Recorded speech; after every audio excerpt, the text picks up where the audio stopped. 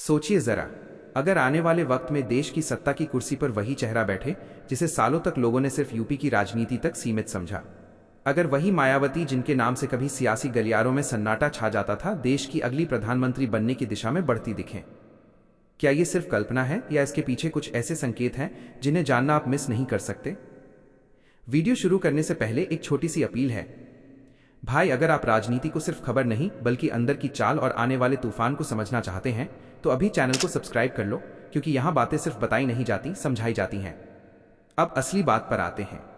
मायावती का नाम जैसे ही प्रधानमंत्री पद से जोड़ा जाता है, बहुत से लोग हंस देते हैं, कुछ लोग चौंक जाते हैं और कुछ लोग चुप हो जाते हैं। लेकिन राजनीति में चुप्पी अक्सर सबसे बड़े बदलाव की निशानी होती है। पिछले कुछ समय से जो घटनाएं सामने आई हैं वो इशारा कर रही हैं कि मायावती सिर्फ अपनी पार्टी को जिंदा रखने की लड़ाई नहीं लड़ रही, बल्कि वो खुद को एक ऐसे राष्ट्रीय विकल्प के रूप में तैयार कर रही हैं जिसे आखिरी वक्त पर नजरअंदाज करना किसी भी दल के लिए भारी पड़ सकता है। सबसे पहले माहौल को समझना जरूरी है। देश की राजनीति इस समय थकान के दौर से गुजर रही है। एक तरफ सत्ता है, दूसरी तरफ बिखरा हुआ विपक्ष। जनता के बीच महंगाई, बेरोजगारी, किसानों की चिंता और संविधान की सुरक्षा जैसे मुद्दे फिर से जोर पकड़ रहे हैं। ऐसे समय में कोई भी ऐसा चेहरा जो आक्रामक कम और रणनीतिक ज्यादा हो, अचानक लोगों को भरोसेमंद लगने लगता है। मायावती की राजनीति हमेशा से शोर कम और असर ज्यादा वाली रही है और यही बात उन्हें अलग बनाती है। पिछले कुछ महीनों में अगर आप उनके बयानों को ध्यान से सुने तो एक बदलाव साफ दिखता है। पहले जहां फोकस सिर्फ बहुजन समाज और दलित वोट बैंक पर रहता था, अब बात उससे आगे निकल चुकी है।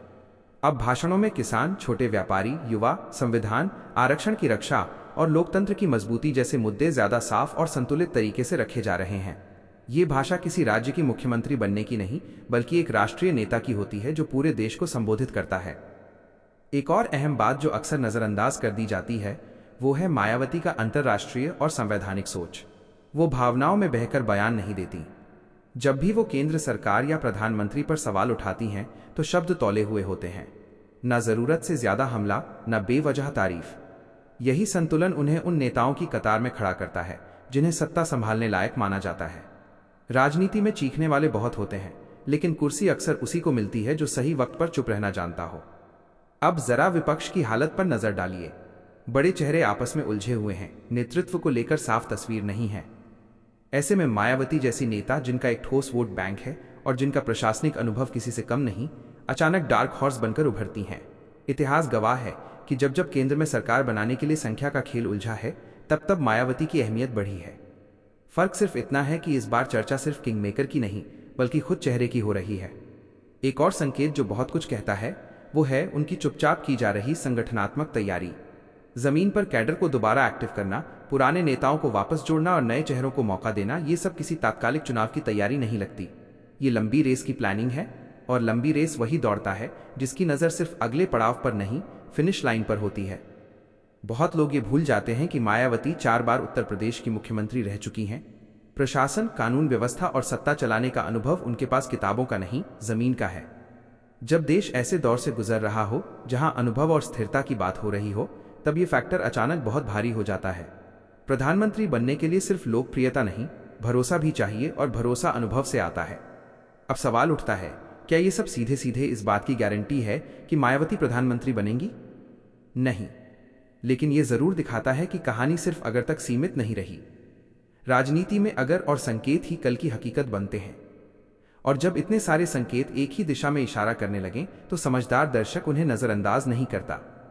अब जरा उस परत को खोलते हैं जो आमतौर पर कैमरे से दूर रहती है।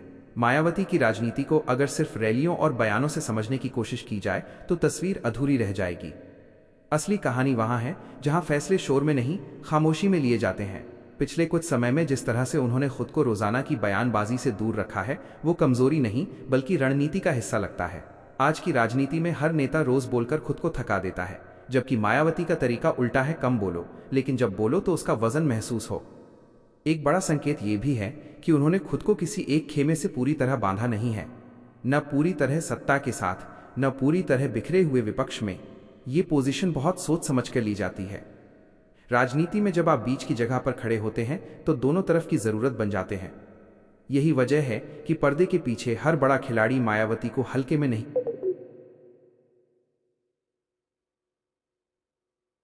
लेता। उन्हें पता है कि आखिरी गणित में एक नाम अचानक निर्णायक बन सकता है। अब जरा वोट बैंक की ताकत को समझिए। बहुजन समाज पार्टी का कोर वोट आज भी मौजूद है। भले ही चुनावी नतीजों में उसका असर कम दिखा हो, लेकिन जमीन पर वो पूरी तरह खत्म नहीं हुआ है। राजनीति में सबसे खतरनाक वही ताकत होती है जिसे लोग कमजोर समझ बैठें। मायावती की सबसे बड़ी पूंजी यही है कि उनका वोटर भावनात्मक भी है और अनुशासित भी। जब वो एक दिशा में चलता है तो नजारा चौंकाने वाला होता है।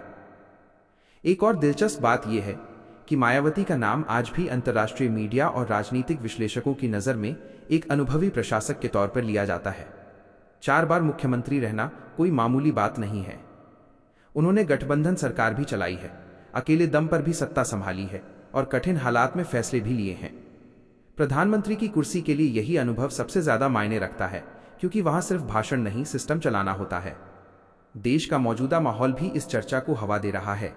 जनता अब सिर्फ नारों से प्रभावित नहीं होती। लोग पूछ रहे हैं, महंगाई पर कौन बोलेगा, नौजवानों को रोजगार कौन देगा, संविधान की सुरक्षा कौन करेगा। इन सवालों के बीच मायावती का नाम धीरे धीरे उन चेहरों में गिना जाने लगा है जो कम बोलकर भी भरोसा जगा सकते हैं। खासकर वो तबका जो किसी भी पार्टी से पूरी तरह संतुष्ट नहीं है, उसके लिए मायावती एक अलग विकल्प की तरह दिखने लगती हैं। ये भी ध्यान देने वाली बात है कि मायावती ने अपने आसपास के घेरे को बदला है। पुराने विवादों में घिरे चेहरों से दूरी और नए जमीन से जुड़े लोगों को आगे लाने की कोशिश, ये सब इशारा करता है कि वो अपनी छवि को आने वाले बड़े रोल के हिसाब से ढाल रही हैं। प्रधानमंत्री की रेस में वही टिकता है जिसकी टीम पर सवाल कम उठे। बहुत लोग पूछते हैं कि क्या जनता मायावती को देश की नेता के तौर पर स्वीकार करेगी। इसका जवाब सीधा नहीं है, लेकिन राजनीति में स्वीकार्यता रातों रात बदलती है। एक बड़ा घटनाक्रम, एक बड़ा गठबंधन या एक अप्रत्याशित चुनावी नतीजा और पूरी कहानी पलट जाती है। इतिहास में ऐसे कई उदाहरण हैं जहां जिन नामों की चर्चा सिर्फ संभावनाओं में थी, वही अचानक हकीकत बन गए। सबसे अहम बात यह है कि मायावती खुद कभी जल्दबाजी नहीं करती। न वो खुद को प्रधानमंत्री पद का दावेदार घोषित करती हैं, न ही इस चर्चा को खुलकर बढ़ावा देती हैं।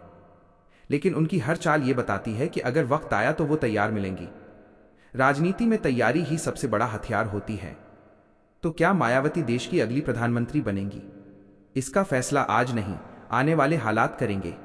लेकिन इतना तय है कि जिन संकेतों को लोग आज नजरअंदाज कर रहे हैं, वही कल की सबसे बड़ी खबर बन सकते हैं। और इसी वजह से मायावती का नाम सिर्फ एक कल्पना नहीं, बल्कि एक गंभीर राजनीतिक संभावना की तरह लिया जाने लगा है। आगे की कहानी और भी दिलचस्प होने वाली है, क्योंकि सियासत में जब शांत पानी में हलचल होती है तो तूफान आने में ज्यादा वक्त नहीं लगता। अब बात उस मोड़ की करते हैं जहां सियासत सिर्फ अनुमान नहीं रहती, बल्कि दिशा लेने लगती है। मायावती की राजनीति का सबसे बड़ा प्लस पॉइंट यही रहा है कि उन्होंने कभी खुद को जल्दबाजी में पेश नहीं किया। वो जानती हैं कि भारतीय राजनीति में समय से पहले उछला नाम अक्सर समय आने से पहले ही थक जाता है।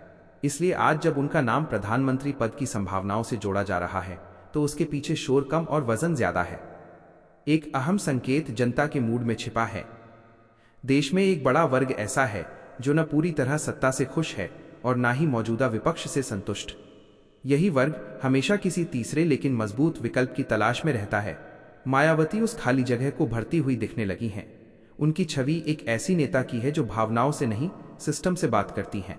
जब लोग स्थिरता और अनुशासन चाहते हैं, तब ऐसे चेहरे अचानक भरोसेमंद लगने लगते हैं। ये भी समझना जरूरी है कि मायावती का राजनीतिक सफर सिर्फ चुनाव जीतने तक सीमित नहीं रहा। उन्होंने प्रशासन चलाया है, अफसरशाही को हैंडल किया है और केंद्र के साथ टकराव भी देखा है। प्रधानमंत्री पद की कुर्सी पर वही टिकता है जो दबाव में भी फैसले ले सके। मायावती की पहचान हमेशा एक सख्त प्रशासक की रही है और यही पहचान उन्हें भीड़ से अलग करती है। एक और परत है सामाजिक संतुलन की। देश की राजनीति आज भी जातीय और सामाजिक समीकरणों से चलती है। मायावती उन गिनी चुनी नेताओं में हैं जो एक बड़े सामाजिक वर्ग का प्रतिनिधित्व करने के साथ साथ उससे आगे जाकर बात करने की क्षमता रखती हैं। यही वजह है कि उनका नाम आते ही समर्थन के साथ साथ विरोध भी तेज होता है। लेकिन राजनीति में विरोध का मतलब अक्सर प्रासंगिकता होता है। अगर भविष्य के हालात पर नजर डालें तो एक परिदृश्य बार बार सामने आता है: कमजोर बहुमत, मजबूर गठबंधन और अनुभव की जरूरत।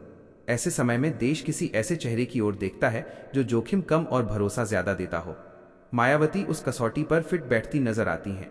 न वो नई है, न अनजान, और न ही किसी एक परिवार या विचारधारा की कैद में। सबसे दिलचस्प बात यही है कि मायावती खुद इस चर्चा को न बढ़ा रही हैं न नकार रही हैं। ये चुप्पी ही उनकी सबसे बड़ी रणनीति है। राजनीति में कई बार जो सबसे कम बोलता है वही सबसे ज्यादा सुना जाता है, और जब नाम अपने आप चर्चा में आने लगे तो समझ लेना चाहिए कि जमीन के नीचे कुछ बड़ा पक रहा है। तो क्या मायावती देश की अगली प्रधानमंत्री बनेंगी? इसका जवाब कोई आज पक्के तौर पर नहीं दे सकता, लेकिन इतना जरूर कहा जा सकता है कि उनका नाम अब सिर्फ अटकल नहीं रहा। ये एक ऐसी संभावना बन चुका है जिसे सियासत भी गंभीरता से देख रही है और जनता भी। आने वाला वक्त तय करेगा कि ये संकेत सिर्फ इशारे थे या इतिहास की शुरुआत।